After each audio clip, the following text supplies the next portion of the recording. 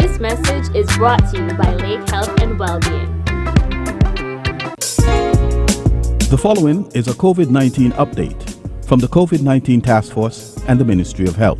The most common COVID-19 symptoms we are noting in the Federation are nausea, diarrhea, abdominal pain, severe headache, vomiting, body aches.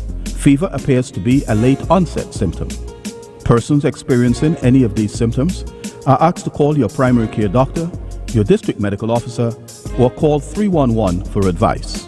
Please do not leave home, travel on public transportation, or go to public places.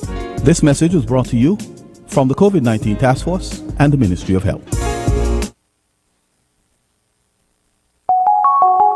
Common side effects of the COVID-19 vaccines are similar to those of other vaccines: pain or swelling at the injection site, and fever, chills, tiredness, and headache. In most cases, this is expected. Contact your care provider if there is redness, tenderness, or pain where you got the shot that increases after 24 hours, or if side effects do not go away after a few days. This message is brought to you by UNESCO, WHO, and your local radio station. This message is for every business owner in St. Kitts and Nevis. Jumpstart your business and set yourself apart from your competitors with an advertising solution from ZIZ Radio, ZIZ Television, or Big Wave. The Advertising Solutions Department at ZIZ prides itself on providing client-focused advertising solutions that make sense for all local businesses. Don't use the excuse that you can't afford to advertise. Call us at 465-2621. We will sit with you, discover your needs, and design a solution that fits your budget. Advertising works, and with ZIZ, it works even better for your business.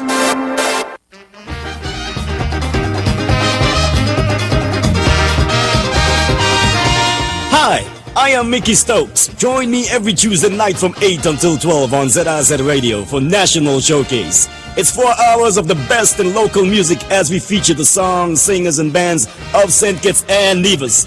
Join us and enjoy a better mix of local music every Tuesday night from 8 until 12 with yours truly, Mickey Stokes.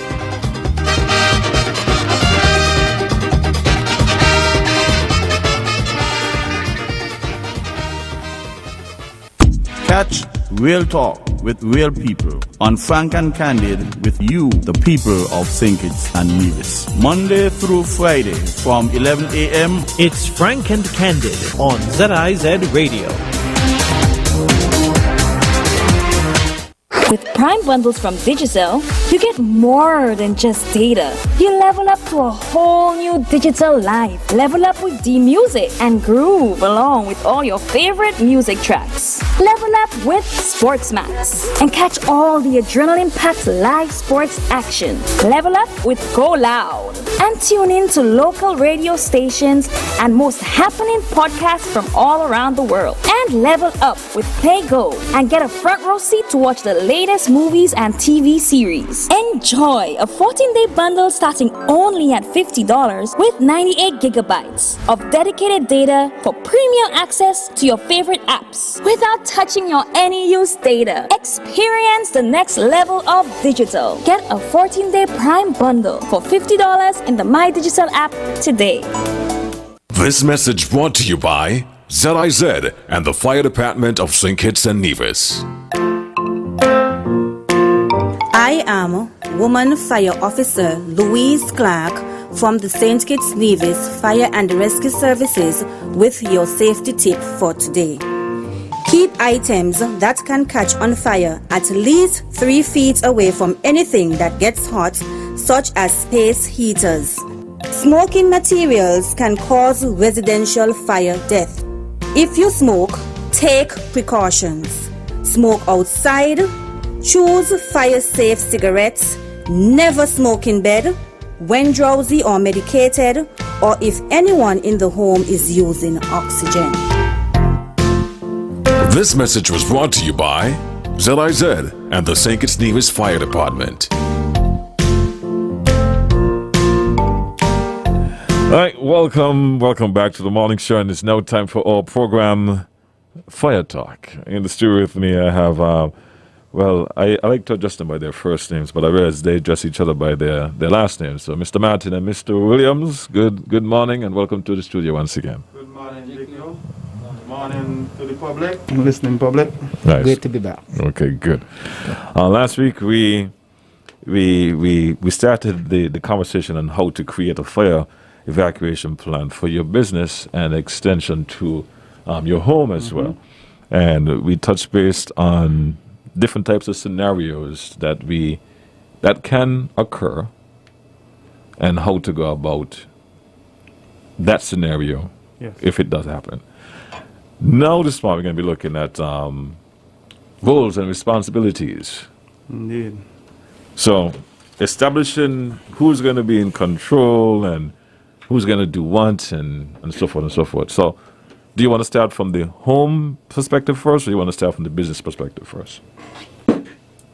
Let's start at the business, and then, because both of them are pretty much intertwined. However, we start with the business and then roll over into the home. All right, so whenever, let's say for your business, for example, there must be a chain of command. Somebody has to be in charge of your business. Right. The evacuation plan is no different. Somebody has to be in charge whenever an emergency arises. It doesn't necessarily mean that the owner of the business has to be in charge of the emergency. He can delegate that responsibility to someone else, and that person, having oversee what's going on, could then probably report to the owner of the business as to what was done and things like that. So that is important. So the first part I want to touch on is, let's say, somebody who would be designated as the chief fire warden. And that person has the overall responsibility of the incident that happens, the fire incident. And this would include like planning and making preparations for in the event of such happening. So owners of businesses, they can look around their staff and see, the persons who have that potential in them, and designate them as being, the chief fire warden. That is an important role within the whole evacuation plan. And it must be established. It must be established, right. So, Mr. Williams, I don't know if you want to touch anything on that particular, the chief. Well, before you do so, Mr. Williams, I want to pedal back a bit, because something you guys said last program, which stayed with me, is reaching out to you guys to get assistance in creating this plan, opposed to, let me come up with my own idea and what might be close and it might not be close. So before we go into your response to what Mr. Martin just highlighted for us in terms of the chief warden and their roles and responsibility, what would you suggest to the business that are listening right now in terms of making arrangements to meet with you guys, so then you can then give them the knowledge, and then they would now be in turn to say, okay, I'm familiar with the term chief fire warden, assistant fire warden, or whatever other term they might want to come up with. Okay, so what we have done in the past, we would have assisted establishments in creating an evacuation plan as it relates to fire evacuation plan. And some of what we are sharing now is basically the same information that they share when they reach out. We share with them when they reach out to us. We give them a guide, step by step, which is pretty much the same thing that we are giving now. And we choose to somewhat get involved, opposed to leaving it up to them, even though we would give them material as a guide as well. we basically work with them so that there is no misunderstanding of terms and the rules and the responsibilities, so that we are there from the beginning, from the inception, to clarify any terms, so that there is a proper understanding of what who the fire warden is, what's his responsibility in the whole evacuation system. So we, even though we share, like we're doing now, we still recommend that persons reach out to us for assistance.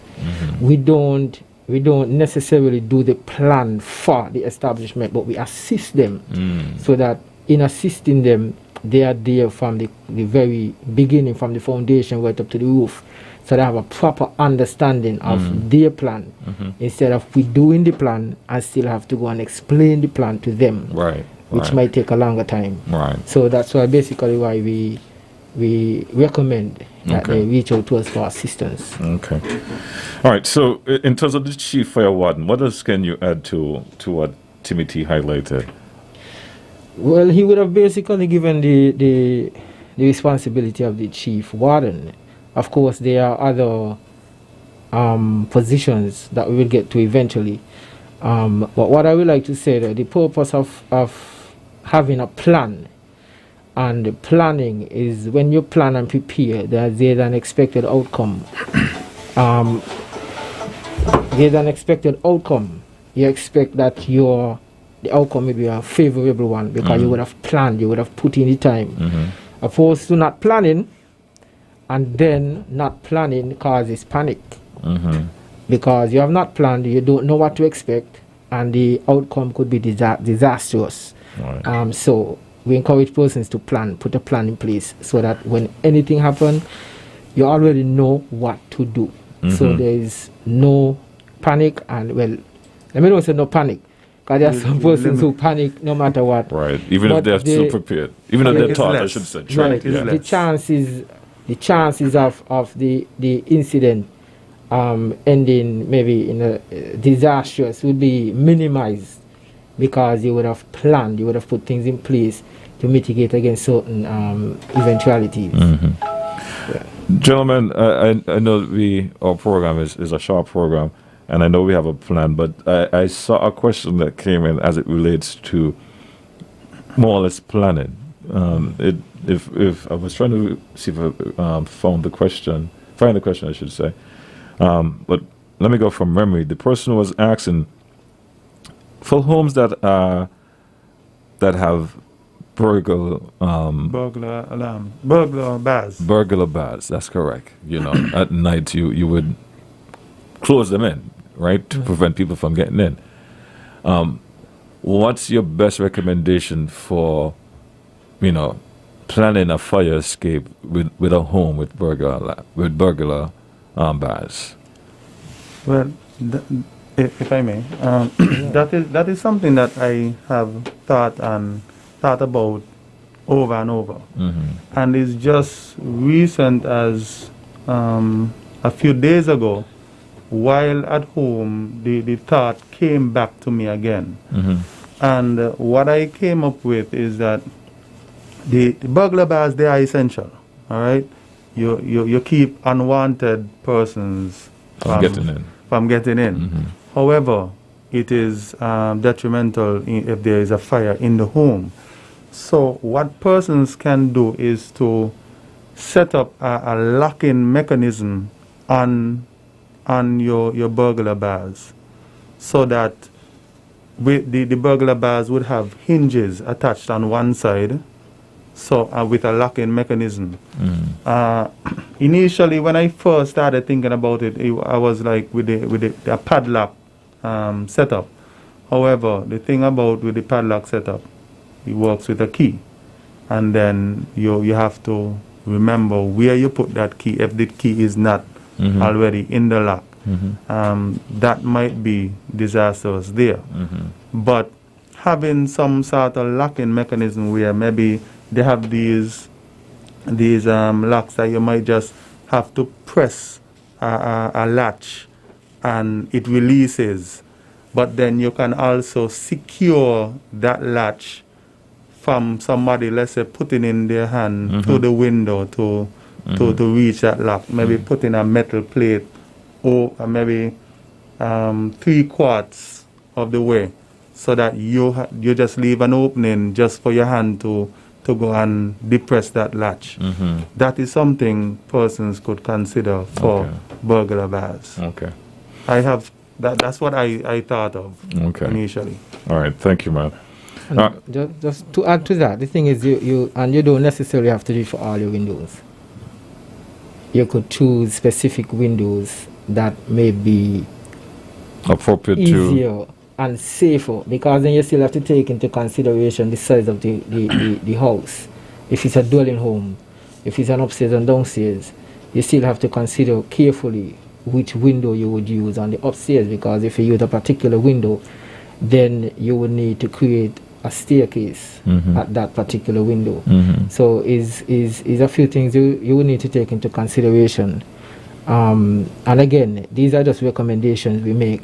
It's not to say, well, you have to do this, because there are some persons who prefer not to do that, and they prefer to have the burglar bars fixed.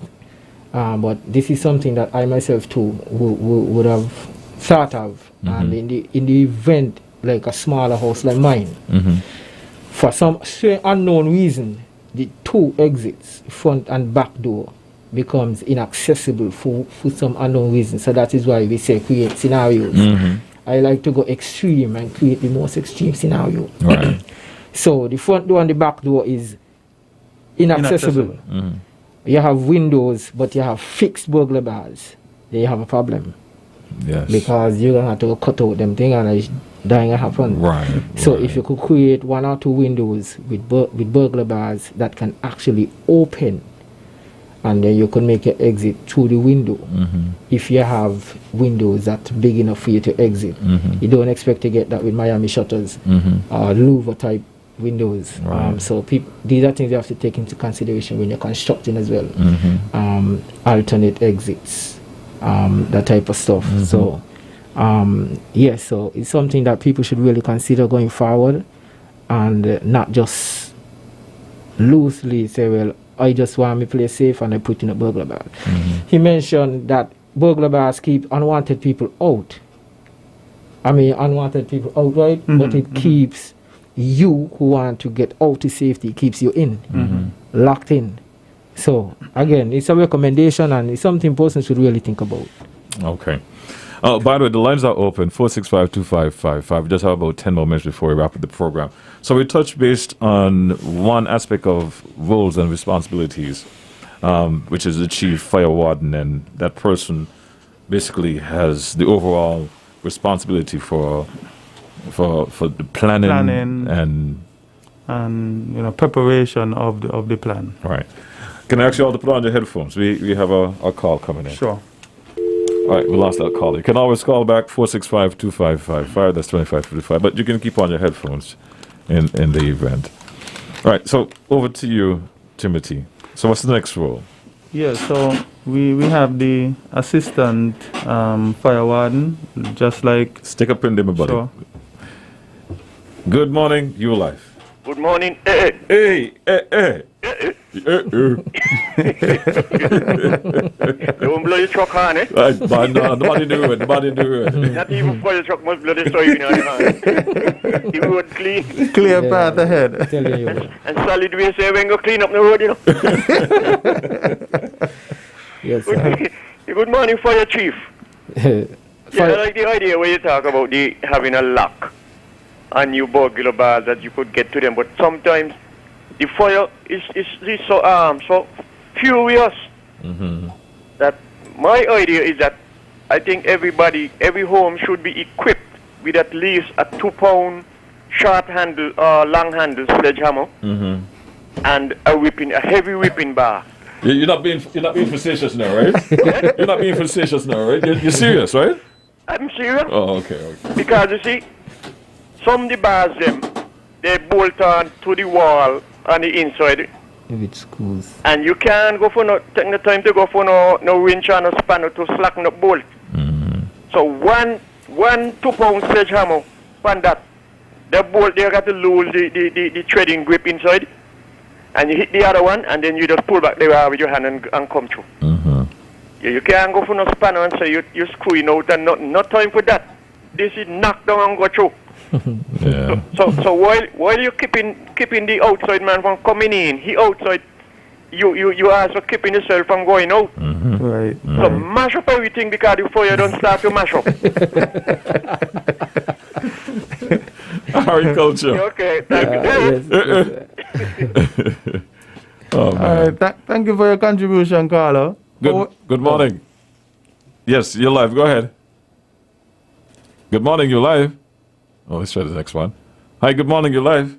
Hi, good morning. Hi. Good The morning. input is that, in the Virgin Islands, when you're taking your plan to the planning board, you cannot get your plan approval until you get, your plan has to have an egress window inside of it. That's mean a window that you can always escape, even though you have burglar's bar, because some people make the burglar's bar in a way, even though you don't have the egress window, in a way that you can open back part of that opener, that burglar's bar, to get out. So the egress window is very important because they don't pass the plan unless you have that. What do you call it? Egress, you said? Egress window. Exit window. First I'm hearing that. Pardon my ignorance, but thank you. Yes. Yes, okay. All right. So you're familiar with what that lady was talking about? The egress window? Yes, egress is exit and ingress is entrance. So it's like an exit window, the same thing that we have been speaking about. Okay. Right? Because what she's saying is that there must be in the plan a window where you can exit, where you can escape through, which is what we're basically recommending now. Right. Okay. Cool. 4652555. I heard some other calls was trying to get in. This is a good opportunity for you to do so. We're going to be wrapping up the program in just a bit. So, Timothy, I'm going to caution you to start, but I might have to stop you. I got you. Okay, go ahead. All right, so we were saying with the assistant fire warden now, in every, there should be somebody there to have continuity. If that person, if the chief fire warden is out for whatever reason, somebody is there to take up the slack. Now, all the plans and the information should be shared with the assistant warden because that person would be filling that shoe in the event that you're not out. So they should be privy to everything that you initially was doing. All right. So this person should use the mass alert system to alert employees, call the fire department and gather, reports and stuff like that. So he has a slightly different role and responsibility as well. So in the event of an emergency, he sends out the alert mechanism, get everybody on board. Hey, this is happening. We need to exit. You need to get out. And also, get reports from staff if anybody know what was the cause of the fire. He would get those and could pass it on to us readily. Right. The fire department. The next role is, what should I say? It's more or less of a guide, more or less, instead of a role. Yeah, so the route guides, they basically play a role in making sure that the routes are cleared. The evacuation routes remain clear all the time. So while there might not be an emergency, so you don't wait until an emergency for you to check to see if the aisles are cleared. It's a continuous thing. Okay. Daily, you check to make sure that the aisles, the exit aisles remain clear all the time. And that's their responsibility. Oh, we lost that one. So, in other words, if this is your path for the escape, you make sure it's clean. Always. Okay. Daily. Okay. All right. We're going to wrap up our program in just a bit, just about in 4 minutes. Let's take this next call. Good morning, you're live. Hi, good morning. How are you? I am doing okay, thank you. Okay, concerning the burglars bar, right? I don't think your whole house supposed to be burglar bar down to. Even leave one door. You could, if a fire, you could just run to the door. Because, they have deadbolt and you just run out. Your windows are fine, but just leave a door.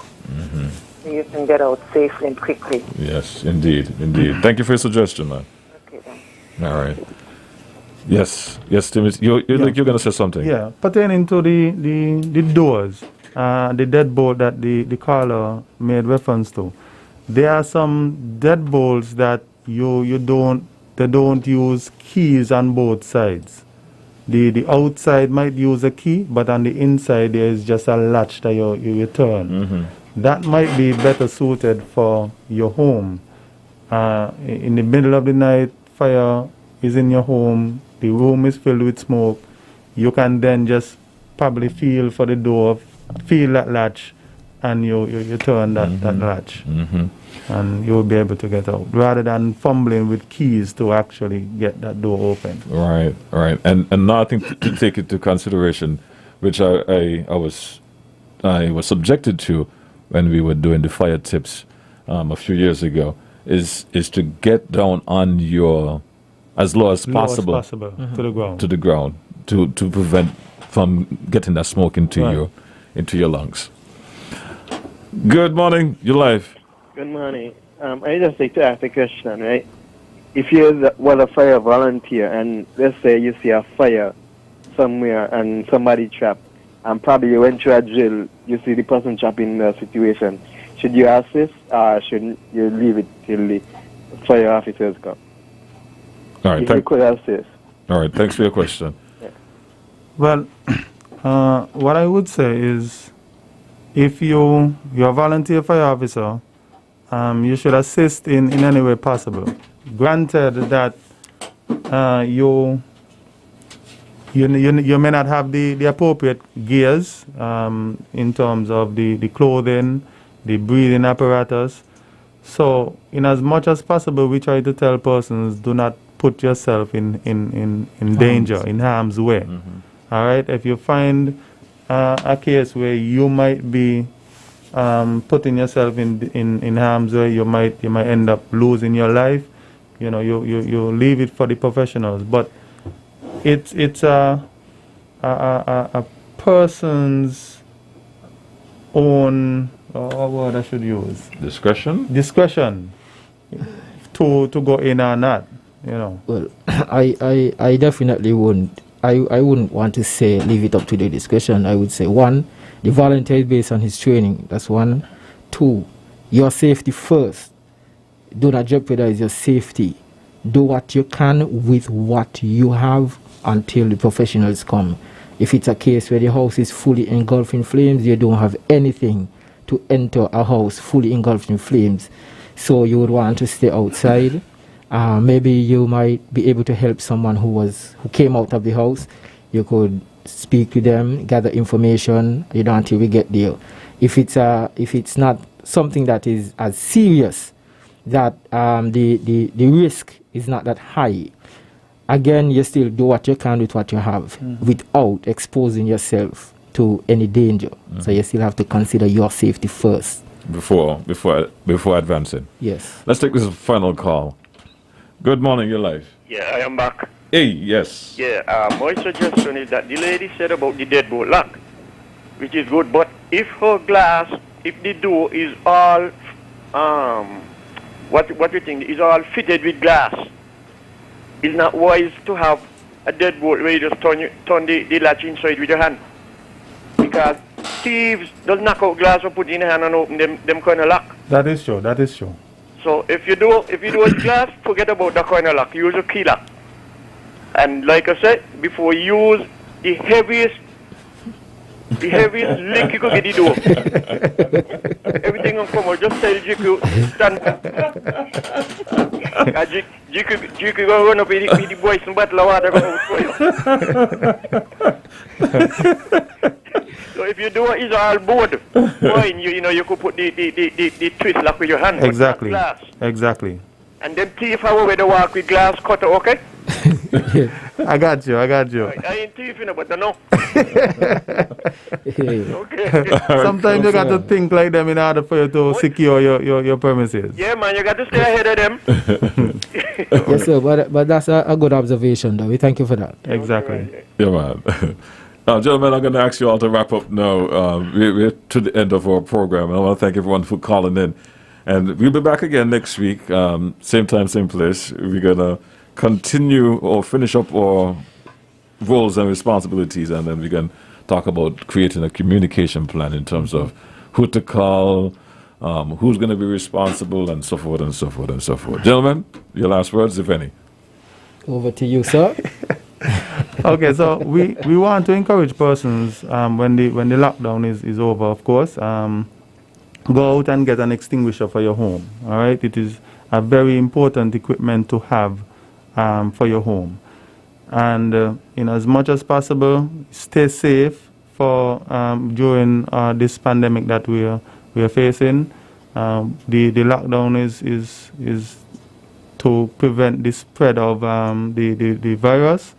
When we have our the days and that we could come out and actually do a little essential shopping, please to pay attention to the non-pharmaceutical measures, wearing the mask, sanitizing regularly, so we could all be safe in this federation. Thank you, gentlemen, for being here. Thank you, Timothy. Thank you, Romel. That's it for us this morning. We'll be back next week, same time, same place. And let me just end by saying the health centers, they are open for those of you who are concerned about getting your second dose of the vaccination. And for those of you who are contemplating on taking your first shot, you can do so. They are open until 1 p.m. today. So please go on out if you have to. And remember, as you said, mask up, hand sanitize, and keep yourself safe. Stay tuned. Battle of the Bands coming up next. It's going to be a classic from the past. Who's going to win this one? It all depends on you, ladies and gentlemen. It all depends on you. This message brought to you by ZIZ and the Fire Department of St. Kitts and Nevis. I am Woman Fire Officer Louise Clark from the St. Kitts Nevis Fire and Rescue Services with your safety tip for today.